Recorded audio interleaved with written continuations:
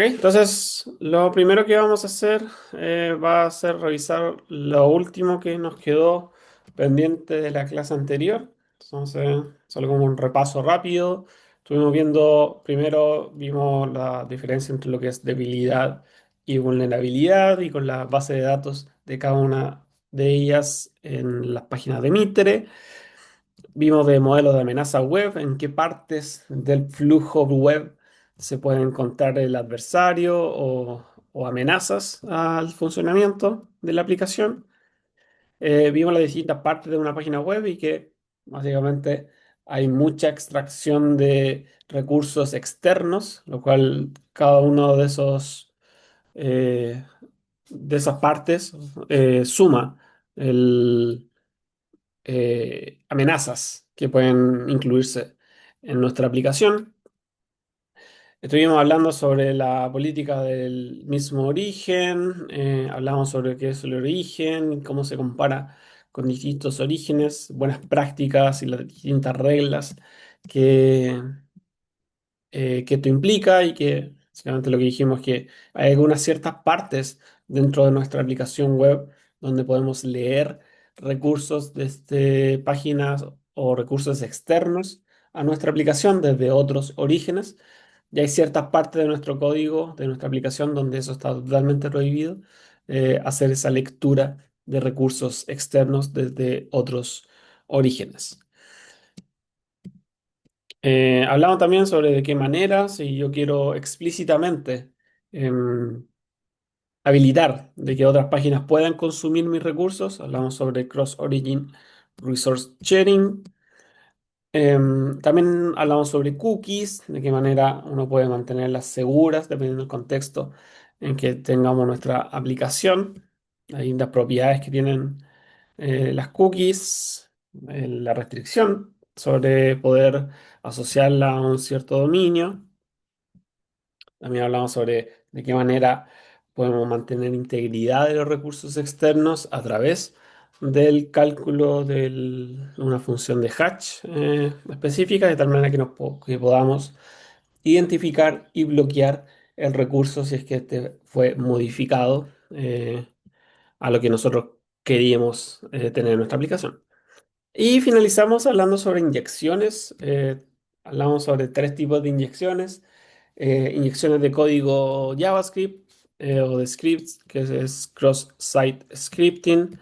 Y hablamos de las distintas maneras en que uno puede armar un cross-site scripting y poder, y de qué manera se puede prevenir un cross-site scripting. También hablamos de inyecciones de comandos. Entonces ahora no se me no inyectamos un script de JavaScript, sino que inyectamos un comando de shell, de terminal o de sistema, donde uno podría meter y los posibles problemas que esto puede repercutir en nuestra aplicación. Hablamos sobre mitigaciones para cross-site scripting y para inyecciones de comandos. Y les comenté un caso, ojalá que lo hayan visto, si no les recuerdo, que vayan a ver el detalle técnico del gusano Sami para este cross-site scripting que se hizo a MySpace hace ya casi 20 años atrás, pero creo que es un súper buen caso y que habla un poco sobre de cuál es el nivel de las mitigaciones que uno puede poner en su aplicación web que uno tiene que tener y que por más sofisticadas que uno de repente crea que tienen las mitigaciones, igual pueden ser bypassable. Y terminamos hablando en la clase pasada sobre inyecciones SQL o SQL injections. Entonces, de qué manera un adversario podría inyectar código o instrucciones SQL que gatillen cierta entrega de información o cierta ejecución de comandos SQL en nuestra aplicación, obviamente sin que nosotros queramos ejecutar esos comandos. Y ahora vamos a terminar con algo que se llama Cross-Site Request Forgery, que ya esto ya es lo nuevo y es la primera parte de la clase de hoy.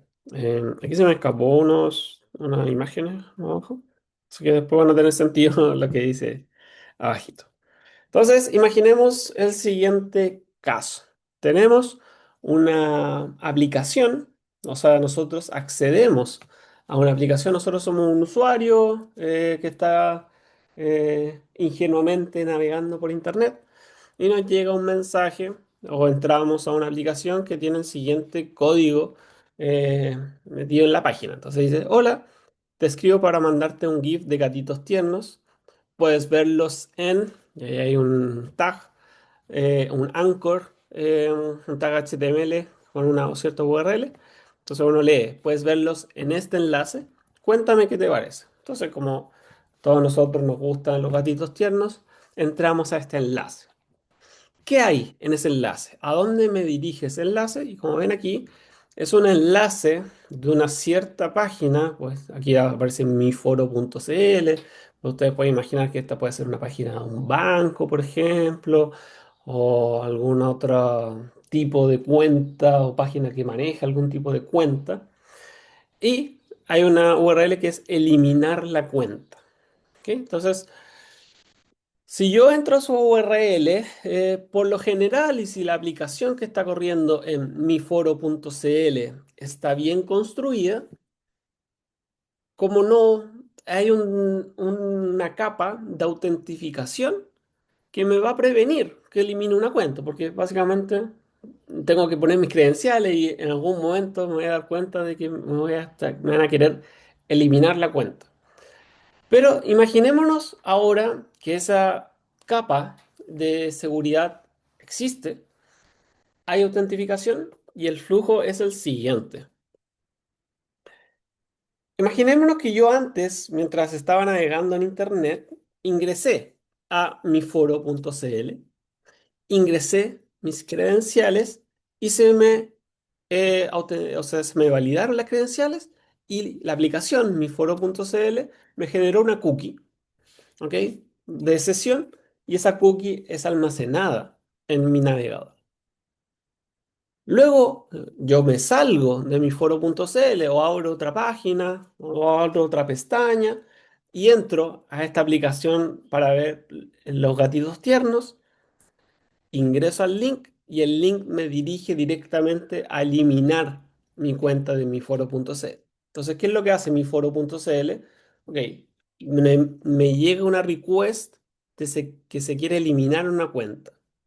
¿Cuál cuenta? Y esa request se acompaña con la cookie de sesión que estaba en mi navegador y por lo tanto mi foro.cl dice, ah, ok, entonces este usuario que tiene esta autentificación quiere eliminar su cuenta y, ok, elimino la cuenta porque eso es lo que me está pidiendo hacer. Entonces lo que está sucediendo es que una aplicación que ha construido un adversario, una aplicación deshonesta, una aplicación malvada, me hizo eliminar la cuenta de mi foro.cl sin que yo me dé cuenta, sin que yo haya solicitado borrar esa cuenta. ¿Ya? Entonces, eh, lo que se genera ahí entonces es lo que se llama un cross-site request forgery, es que como el framework que se espera de esto es que yo estoy autentificado en una cierta aplicación y a través del comportamiento que yo tengo en una segunda aplicación, externa a eso, me deriva a realizar una acción en la primera aplicación y una acción que yo no quiero realizar, eh, una acción producto de un ataque.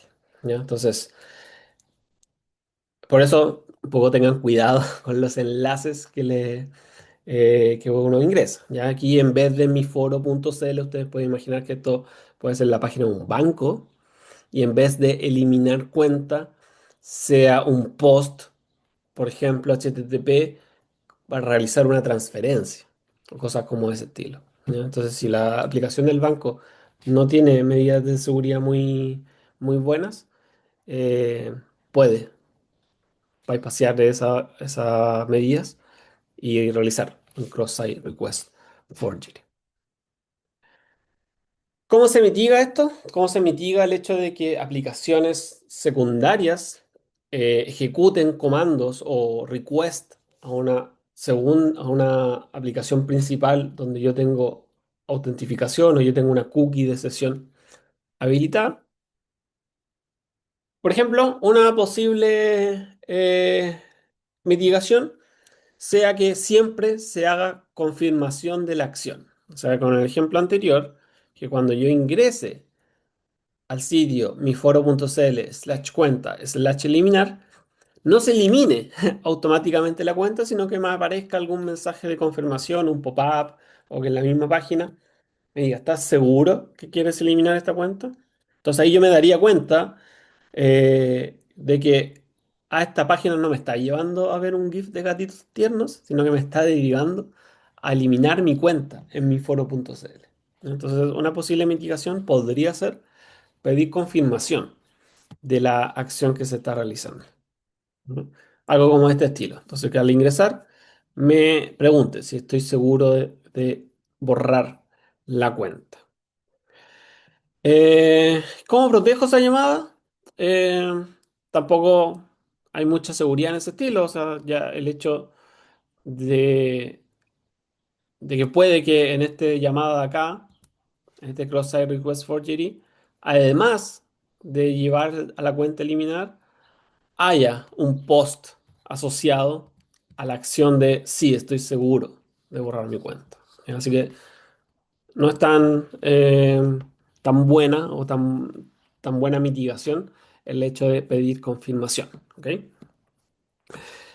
La otra mitigación, que esta sí es la más utilizada dentro del mundo de web, es usar tokens para una protección de cross-site request forgery. ¿Ya?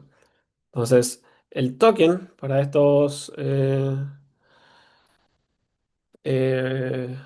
uso es un valor que se genera aleatoriamente para cada usuario en cada sesión o tiene un periodo temporal que se borra o se puede actualizar cada cierto tiempo. Entonces es usado como confirmación de que la consulta se hizo desde la página original. Entonces la idea es la siguiente, utilizando tokens para la protección de cross-site request forgery, que voy a ir un poquito para atrás o creo que adelante está.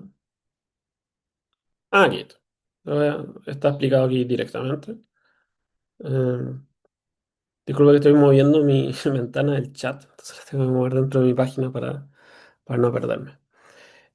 Ok, entonces, ¿cómo funciona el token anti-cross-site, disculpen, request forgery?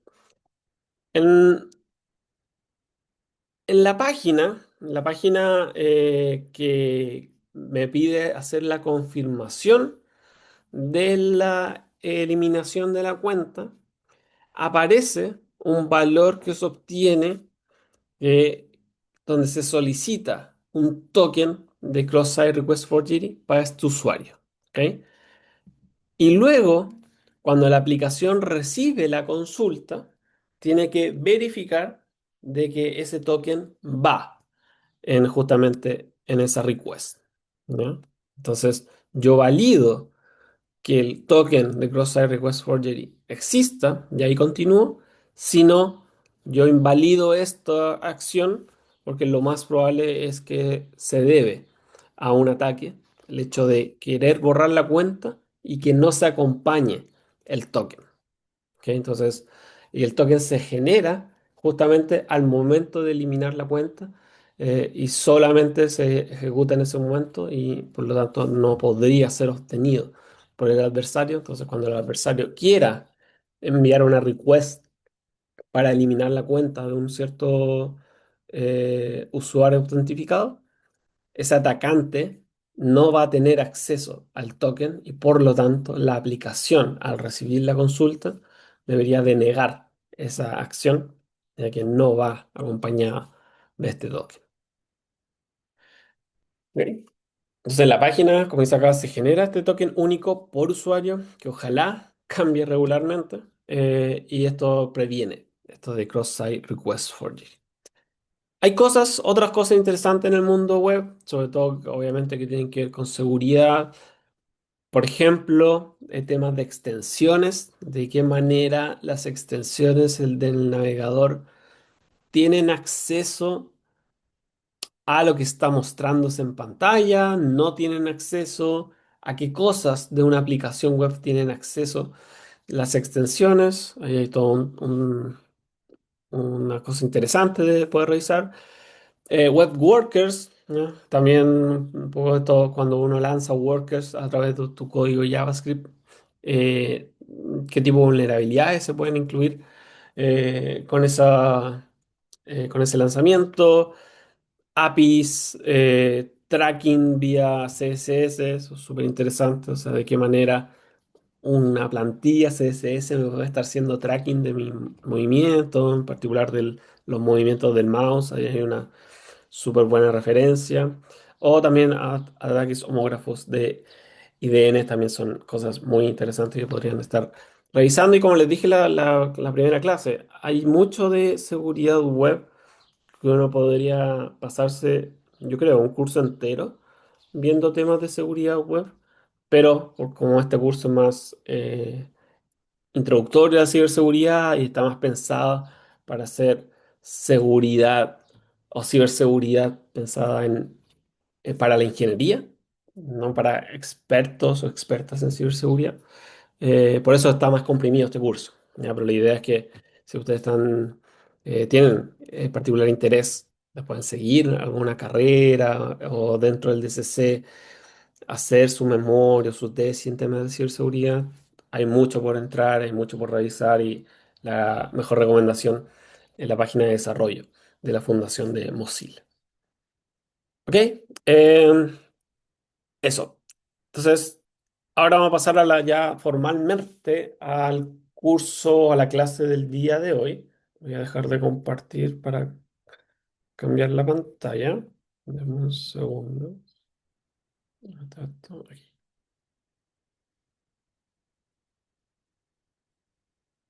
Y ahora vamos a ver una segunda parte del tema de seguridad web, que como le adelanté al principio, tiene más bien que ver con temas que uno podría ver en un curso de ingeniería de software, tal vez lo han visto en algún curso de ingeniería de software o algún curso de redes o incluso de desarrollo de aplicaciones web, que tiene que ver con ok, este mundo web, este mundo de la seguridad web, ¿qué significa? ¿Qué tecnologías están relacionándose? Algunos conceptos, protocolos, arquitecturas. Ok, entonces va a tener un poquito de, ¿cómo decirlo? Datos generales sobre temas web, más que cosas específicas o técnicas de ciberseguridad. ¿Ok? Entonces lo más probable es que vayamos pasando rapidito y la clase hoy día terminemos antes, porque es como una clase anexa. ¿Ya? Aquí les confieso que como este curso de ciberseguridad, esta es la primera vez que se da formalmente el curso de ciberseguridad. Es una cierta adaptación o los contenidos vienen del curso anterior, que era Introducción a la Seguridad Computacional. Y el programa del curso de ciberseguridad difiere un poquito del curso de introducción a la seguridad computacional. Entonces estamos en proceso de ir ajustando esas clases. Entonces lo más probable es que esta clase hoy día, en próxima versión del curso, no exista porque es más bien complementaria. Pero eso, estamos como en el proceso de adaptación. Pero al menos yo creo que hay cosas bien interesantes si es que no las han visto del tema de el mundo web. ¿Ok? Entonces... Vamos a partir con algo muy general que tal vez ustedes conocen o tal vez no, que es la Internet. ¿Qué es la Internet? Esto que manejamos, que navegamos en ella todos los días, la utilizamos, es parte de nuestra vida. Vivir sin internet se hace cada vez, yo creo, más impensado poder vivir sin internet. Imagínense todas las cosas que hacen en su día a día, tanto temas de trabajo, estudio, entretención, relaciones interpersonales. Es difícil, información. eh, no sé, todo lo que básicamente la Internet ha entrado en casi todos los aspectos de nuestra vida, eh, incluso para comer. Mucha gente que si no tuviera Internet no podría pedir comida y no podría recibir comida.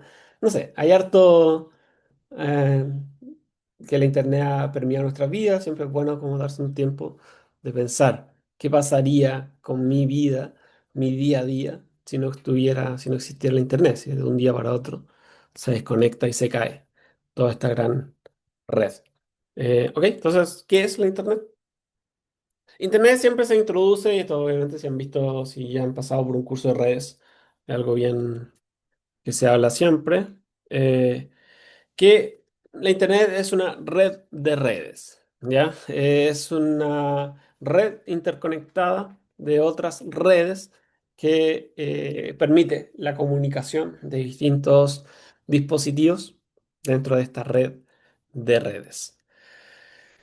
El- un poco más técnicamente, la Internet es un sistema global de computadores. Y cuando hablamos de computadores, tienen que imaginarse básicamente cualquier dispositivo electrónico que tenga algún poder de cálculo, desde el computador más típico, notebooks, celulares, microcontroladores, data centers, no sé, y todo lo que se puede imaginar que engloba la palabra computador, interconectado entre sí a través de un protocolo de comunicación que se denomina TCP/IP. El precursor más antiguo de Internet es una red que se llamó ARPANET en los años 70, que tenía más bien un uso militar de comunicación entre distintos centros de redes militares. Luego, en los años 80, ese uso militar permeó hacia la universidad y las universidades y centros de investigación vieron las bondades o los beneficios que podía tener una red interconectada de computadores. Vieron el beneficio que tenía por sobre el teléfono, por ejemplo. Y que en los años 80 se formó entonces lo que se le llamó NSFNet. NSF por la National Science Foundation de Estados Unidos. Y en los años 90 se comienza a ampliar ya su uso cotidiano a través de su comercialización. Y básicamente en los años 90 llega la Internet a las casas, por decirlo de alguna manera. ¿Ya?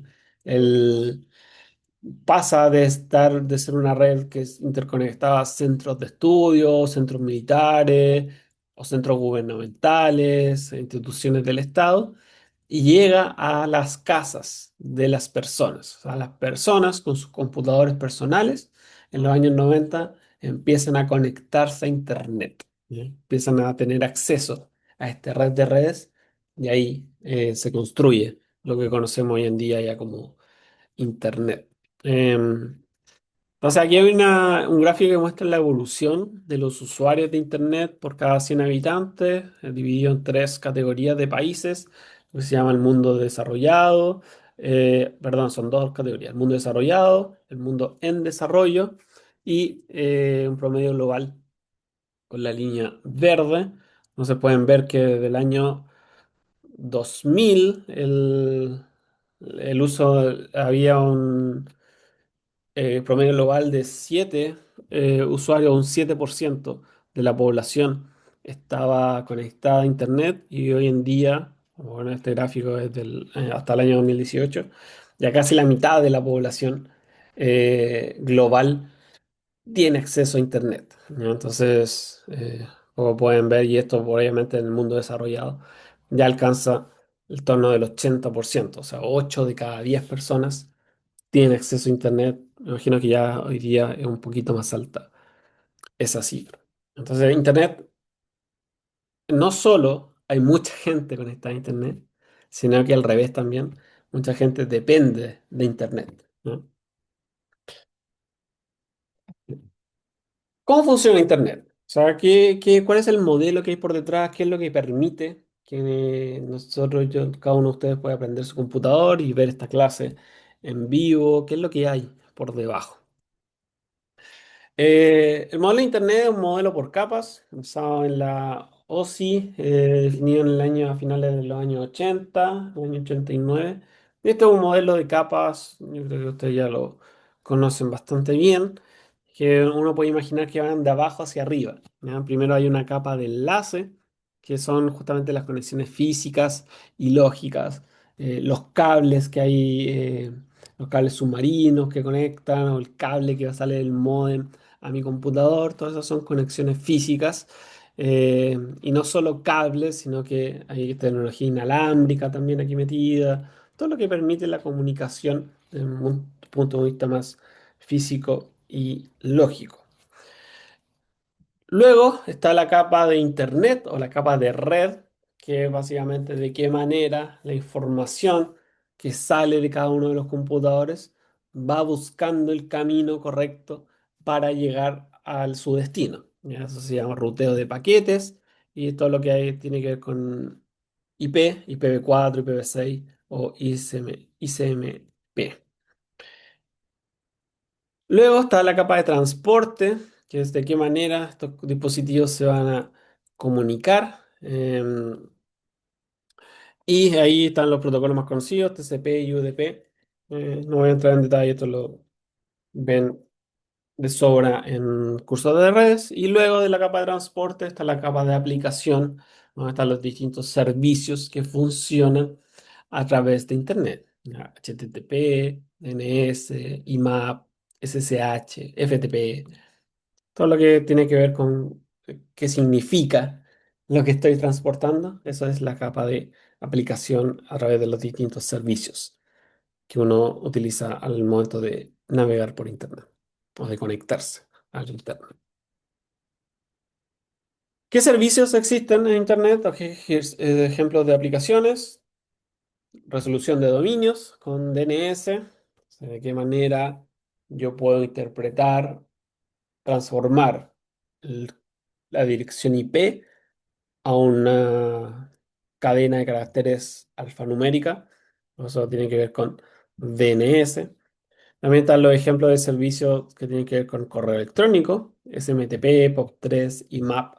Eh, También está la conexión, o las conexiones HTTP y HTTPS, compartición de archivos con SFTP, compartición de temas más de comunicación multimedia, de repente se utiliza XMPP, y conexiones de acceso a dispositivos remotos con SSH. Entonces son simplemente ejemplos de servicios que uno puede encontrar en Internet. Luego de esto aparece la World Wide Web, la WWW, que es el sistema de información que asocia URLs a documentos almacenados en computadores. ¿Ok? Entonces ahora al momento de acceder a una URL, que vamos a ver más adelante qué es una URL, eso se deriva a poder mostrar un documento que yo tenga almacenado en mi computador y que quiero compartir, por decirlo de alguna manera, con el resto de la red. Estos documentos pueden relacionarse con otros documentos a través de enlaces, lo que se llama hipertexto. Y esta World Wide Web, la WWW, creada fue a inicios de los 90 por, creo que es Sir Tim Berners-Lee. Hace un tiempo vi que le habían dado ese... No puede que le esté chamullando, a ver, dame un segundo. Sí, es Sir Tim Berners-Lee, el padre del Internet, se le dice de repente eh, a Tim Berners-Lee, un seco. Hasta el día de hoy siempre es bueno escuchar sus opiniones sobre un poco el futuro de Internet y todo lo que más encima ahora con advenimiento de inteligencia artificial. Muy interesante lo que siempre tiene que decir Tim Berners-Lee. Internet o la World Wide Web siempre se pensó ser navegada por aplicaciones que pudieran permitir el acceso, y estos se llaman navegadores de Internet.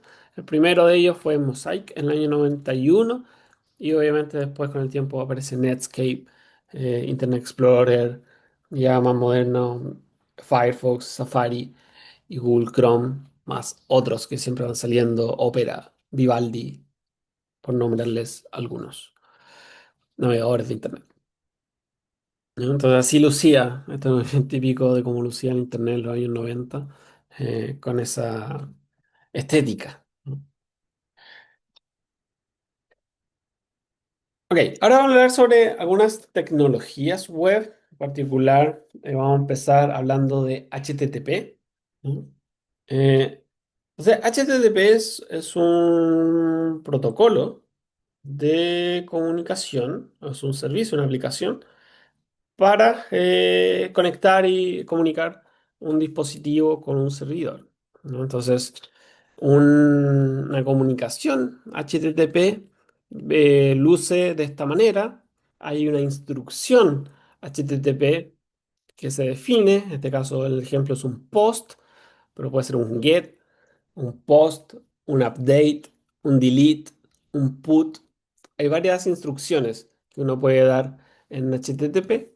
Entonces lo que uno quiere decir con un post es que quiero enviar información a esta URL, que es sample-url.html. Quiero enviar datos aparte en esta dirección.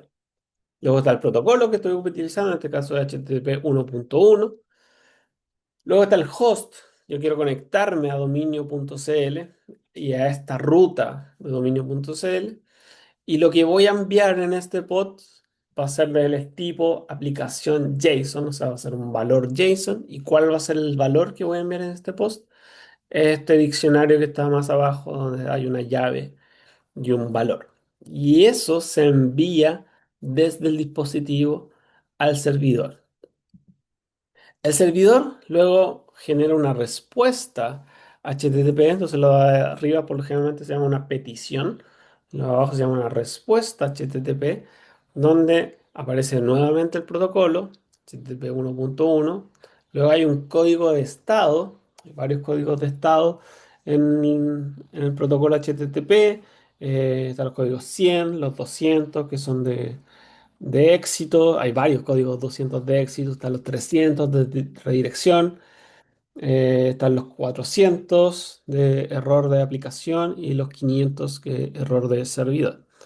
Em, Luego se acompaña con algún tipo de texto que haga que tiene relación con el código que se está asociando. Y está el resultado, en este caso va a ser un HTML que voy a devolver. Y puede ser una página entera, un código HTML, como respuesta a la petición que se hizo más arriba. ¿Ok? Esto es comunicación. HTTP. Esta comunicación tiene algunas características, por ejemplo, una comunicación sin estado. Yo envío una petición, me llega una respuesta, y después cuando envío una nueva petición no puedo hacer referencia a la anterior. O sea, no hay un estado que se mantiene, que yo mantengo abierta esta comunicación, sino que es petición, respuesta, petición, respuesta, petición, respuesta, y cada una de esas petición, respuestas son independientes de la anterior.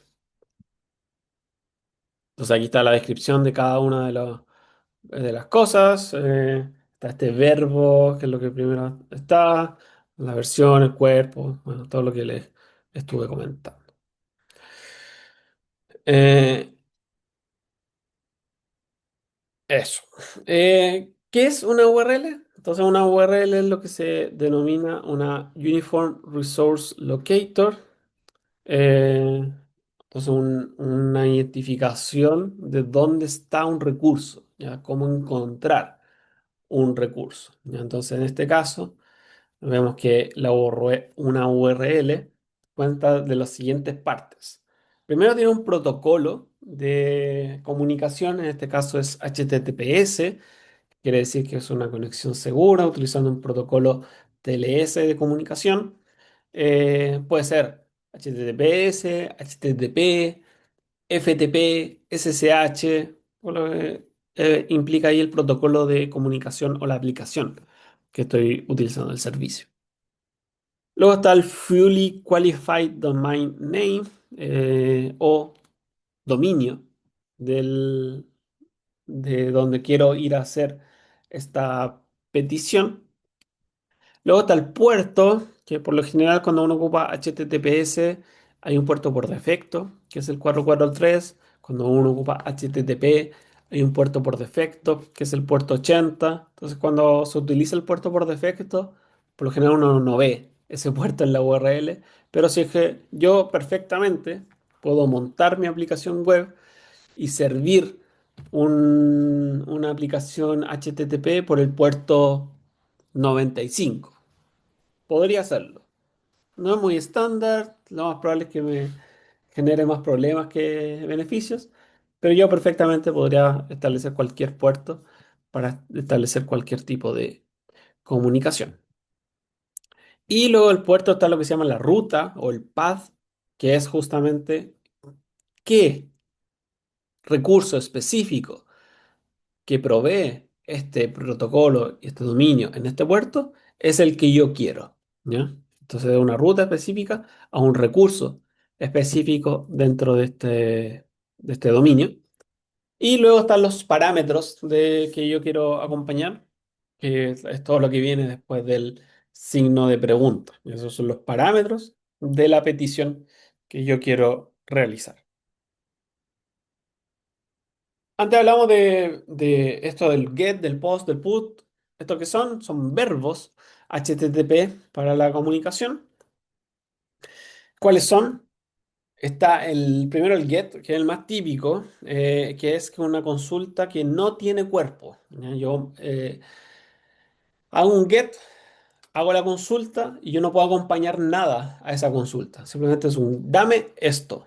Y yo no te puedo decir dame esto con alguna cosa extra que yo te pueda acompañar. No, el get es una consulta que no tiene cuerpo y por lo tanto no se puede mandar información al servidor a través del cuerpo de la consulta. Si yo quisiera mandar información a través del cuerpo, o... hay mucho más de get, perdón. Antes de pasarme al post. Los parámetros, la otra cosa del get, los parámetros de la URL pueden ser guardados, ¿ya? Una URL que tiene como ciertos parámetros específicos, recordemos que los parámetros son los que les dije anteriormente, que al final de la URL podría ser guardada esa consulta en navegador, en historiales y enlaces, y siempre puedo estar abriendo la misma get con los mismos parámetros, por ejemplo. Y es lo que se llama un método idempotente. Múltiples ejecuciones no deberían cambiar el recurso más que una vez, ¿ya? Si yo hago un get muchas veces del mismo, lo más probable es que la aplicación me devuelva siempre la misma información. Luego, de aparte del get, está el post, que es una consulta que sí tiene cuerpo. Yo sí puedo acompañar información al servidor a través de la consulta. Los parámetros del cuerpo no son guardables. Cuando yo mando un post, lo que va en el payload o en la data del post, yo no lo puedo guardar. Yo no puedo replicar después esa consulta por habiéndola guardada, no sé, en el historial o en un buscador o en un enlace HTML que hay dentro de un cuerpo HTML. No se puede, ¿ya?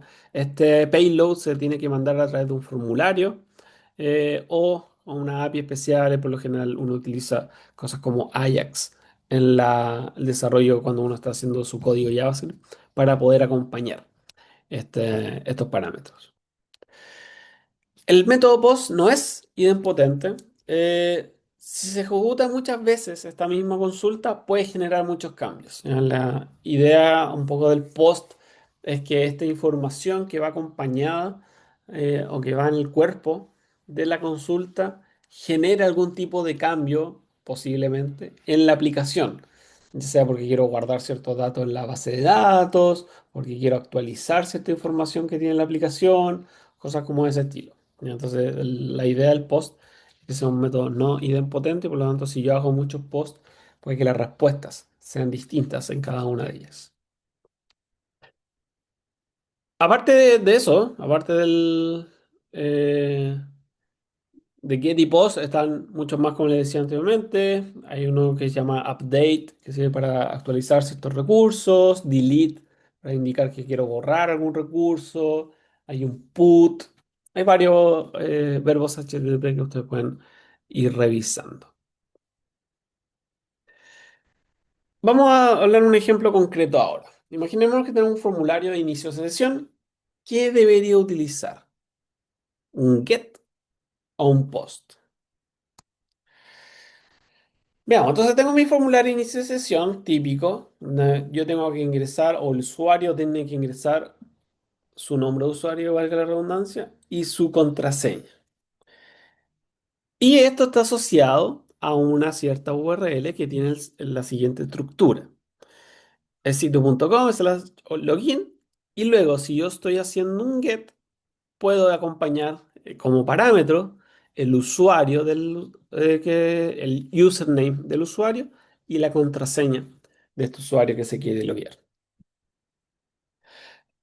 Si yo utilizara un get, tengo que hacerlo de esa manera, porque yo no puedo acompañar información en el payload y por lo tanto, la información que si yo quiero enviar utilizando un get tiene que ir en los parámetros de la URL. No tengo otra manera.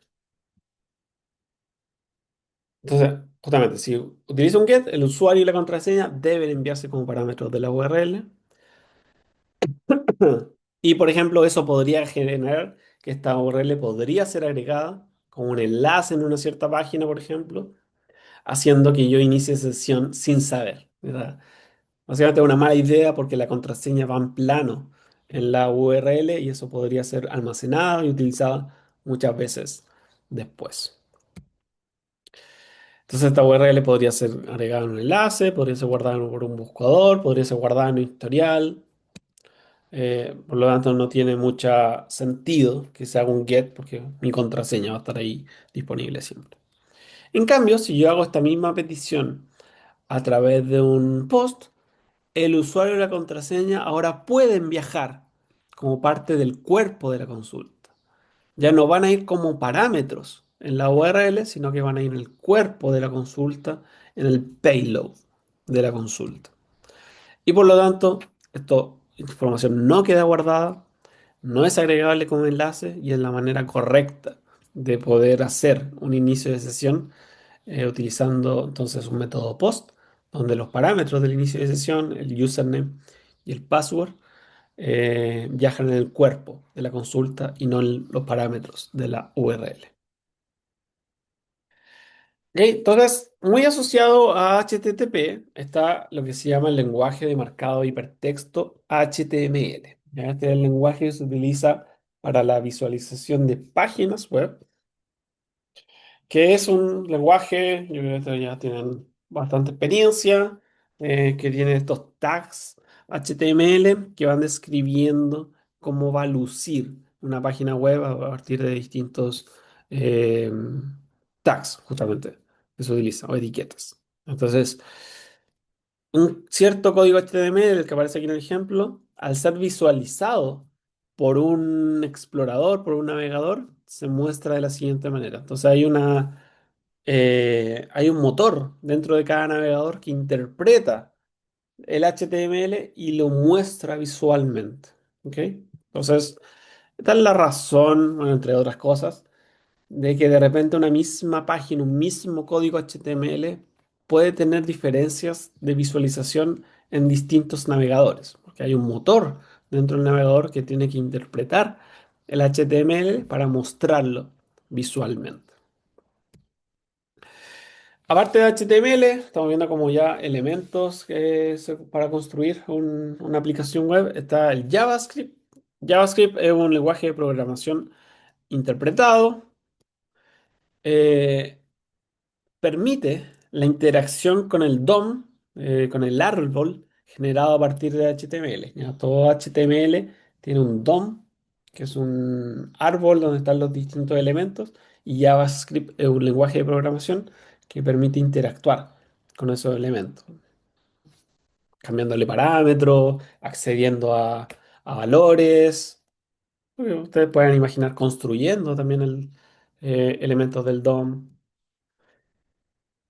También JavaScript me permite hacer llamadas a otras páginas web, en particular de manera asíncrona. Hay una Parte de una filosofía, por decirlo de alguna manera, de que las acciones que se generan en el DOM se tienen que hacer de manera síncrona, si no la pantalla, o sea, la página queda pegada esperando la respuesta. Eso por lo general se hace con Ajax. Ahora últimamente he visto mucho que se utiliza Fetch para hacer esa consulta. Recuerden de la clase pasada que esto podría ocasionar un problema de cross-origin request sharing, un course, si es que al hacer el fetch no estoy en el mismo origen, eh, y si es que la otra página no tiene habilitada que se le pueda consultar desde orígenes distintos.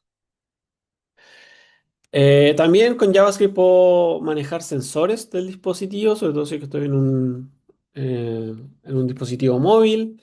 Con código JavaScript podría acceder al acelerómetro o a la cámara del dispositivo o al micrófono, cosas como ese estilo. También permite el JavaScript hacer esta interacción. El código fuente en JavaScript se envía desde la aplicación, desde el servidor, a los clientes, a los navegadores, para que se ejecute localmente. Eso es importante. El código JavaScript se ejecuta localmente en los dispositivos, ¿no? El código llega al navegador y es el navegador en el dispositivo el que ejecuta ese código JavaScript. Entonces, si es que ese código JavaScript, por ejemplo, no habla o no tiene algún tipo de comunicación a través de un fetch, por ejemplo, con la aplicación o con el servidor no tiene cómo saber qué es lo que está pasando ahí. Le voy a dar un ejemplo de mi experiencia propia. En el sistema de votación electrónica en Participó Chile, cuando uno envía un voto, antes de enviar un voto, este voto se encripta. ¿Ya? Tienen que recordar las clases de criptografía. Entonces, el voto se pasa por un algoritmo de encriptación para mantenerlo secreto. Esa ejecución de ese algoritmo de encriptación se hace de manera local.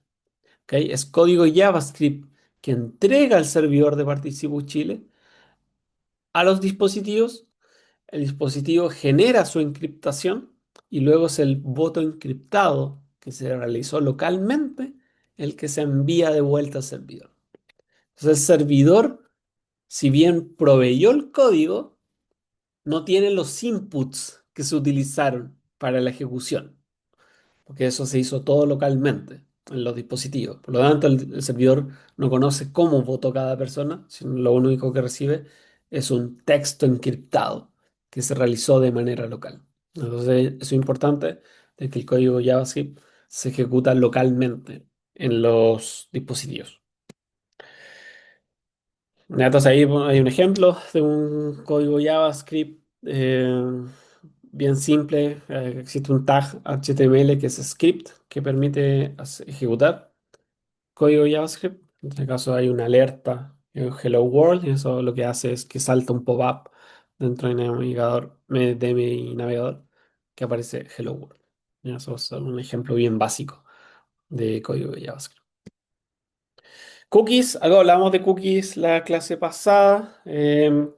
Como les dije anteriormente, HTTP es un protocolo sin estado, ¿no? Todas las consultas y las respuestas son independientes unas de otras. Sin embargo, también como lo conversamos, muchos sitios y aplicaciones requieren recordar en particular con quién se está comunicando. ¿Ya? Porque si no tuviera memoria de con quién me estoy comunicando, cada vez que yo quiero hacer una acción en la aplicación, tengo que autentificarme. ¿Ya? Entonces, ¿cómo mantengo memoria en un protocolo sin estado? Y para ello se utilizan las cookies. Las cookies es un header que el servidor manda al cliente luego de su primera consulta. ¿Ya? Entonces, el flujo es el siguiente. Yo soy un cliente, yo soy un usuario que me quiero conectar al banco. Voy a dar un ejemplo del banco, que es el más directo. Entonces, cuando yo ingreso a la página del banco, aún no tengo cookies. ¿Ya? No tengo cookies. Yo me logueo, pongo mi usuario y contraseña y envío una request de login al servidor por post, como vimos anteriormente. Entonces el servidor recibe esa request, valida las credenciales y responde, por ejemplo, mostrando el HTML del home personal de la página del banco, más una cookie. Entonces, recién ahí, luego de la primera consulta, el servidor responde con una cookie eh, que genera el servidor y que le llega al cliente. Y la idea es que el cliente luego, en cada request que envíe al, al servidor, acompañe la cookie que generó el servidor. Entonces, de tal manera que cada vez que llega una request al servidor del banco, lo primero que debería hacer la aplicación, el backend del banco, es ver si la cookie es válida y a quién corresponde y los valores que implica para poder retornar la información correcta. ¿Ok? Ese es el flujo de cookies. Entonces la genera el servidor luego de la primera consulta y luego el cliente tiene que acompañarla cada vez que quiera realizar alguna petición al servidor.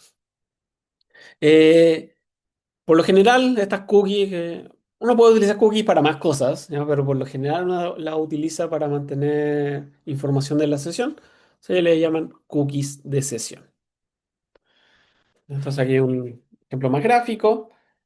Está este post del login donde va en el payload mi usuario y mi contraseña. Y el servidor responde con una cookie de sesión que es por lo general un código en base, o sea, una cadena en base 64 que luego, cada vez que el usuario quiere realizar una petición al servidor, tiene que acompañar la cookie y obviamente el servidor internamente tiene que validarla antes de responder. Esto de la sesión, de los cookies de sesión, está muy relacionado a lo que se llama autorización, que creo que también lo vieron dentro del curso. No sé si tan específico en el protocolo HTTP, pero autorización es un header especial que se utiliza para autorizar el acceso a un recurso protegido. ¿Ya? Entonces, el post va con un header que se llama authorization, donde tiene dos campos, un tipo y un valor.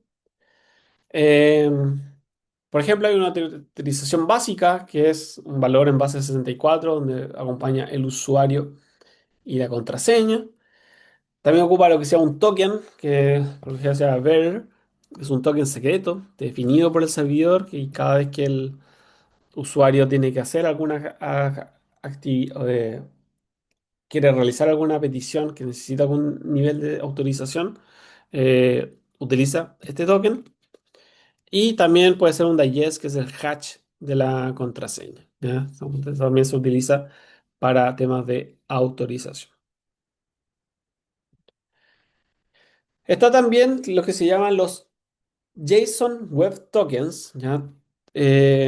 O sus siglas, que son los JWT, que también son cadenas de caracteres, son tokens que tienen una cierta estructura particular, tienen tres partes, lo que se llama el header, que establece el algoritmo que se utilizó, el algoritmo de firma que se utilizó y el tipo. Luego está el payload o la data, que todo esto está en base 64, entonces uno cuando decodifica un JWT le aparece la información ya en texto plano.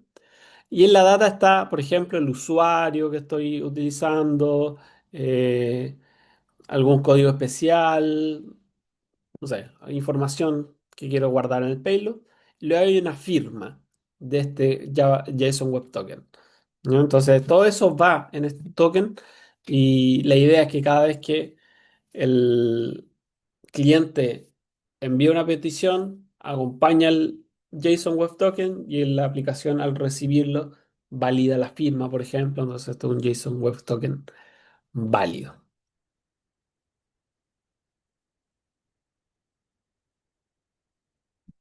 Navegadores, bueno, para navegar por Internet, por recorrer la Internet, se utilizan clientes o navegadores, esto es lo que les hablaba anteriormente, reconocen estos logos, y también hay servidores web Por lo general, lo más conocido son Apache Nginx. Nosotros internamente en el CLC ocupamos uno que se llama Kadi, que entre otras cosas es bien liviano y las cosas más choras que tiene es que nos genera un certificado de Let's Encrypt, un certificado TLS de manera automática, así que nos ahorramos ahí un paso, que por lo general uno hace en cierto sentido a mano. Eso. ¿Qué hace un servidor web? ¿Cómo funciona un servidor web? Un servidor web funciona de la siguiente manera. ¿Ya? Hay un cierto proceso web, ¿ya? Puede ser por un proceso HTTP o HTTPS, que todos viajan por TCP, que se comunica o está conectado a una carpeta, a un sistema de archivos, contenido estático, por ejemplo, documentos HTML, imágenes, códigos JavaScript, que están conectados a este proceso web. Y hay una comunicación entre este sistema de archivos y el proceso web. El contenido dinámico que puede haber en ese proceso web es interpretado a través de ciertos datos que pueden obtener, por ejemplo, a través de una base de datos, cosas como ese estilo, que se puede comunicar con este intérprete. Pueden haber plantillas también de HTML, de cómo poder mostrar estos datos. Em, claro, y eso implica el despliegue de imagen y cosas como ese estilo. ¿No? Esto es simplemente una definición, una arquitectura de cómo funciona un servidor web. Mucho, mucho que ver tampoco. Frameworks, hay hartos frameworks que son framework web, es un conjunto de librería y metodología para desarrollar aplicaciones web. Entonces, dependiendo del lenguaje, uno puede utilizar distintos frameworks web, ¿ya? En Rust hay algunos, en Go otros, Perl, PHP. Los más conocidos yo creo que son los de Python, con Django, con Flask. Nosotros en CLC ocupamos FastAPI para crear nuestros backends. También está en Java, Spring Boot, al menos el que a mí más me suena dentro de Java como framework web. Ruby on Rails también es bien conocido. Y JavaScript a través de Node también tiene framework web para poder construir backend en JavaScript. Eso, entonces como ven, esta clase hoy día era más bien expositiva, un barrido sobre varios temas web que no tienen tanto que ver con temas de ciberseguridad, pero que creemos que es necesario que ustedes puedan conocer, al menos tener una noción de qué es lo que significan, para que luego cuando vayan a estudiar cosas web más profundas, puedan entender bien o al menos tengan, justamente como dije anteriormente, una noción de qué es lo que esto significa.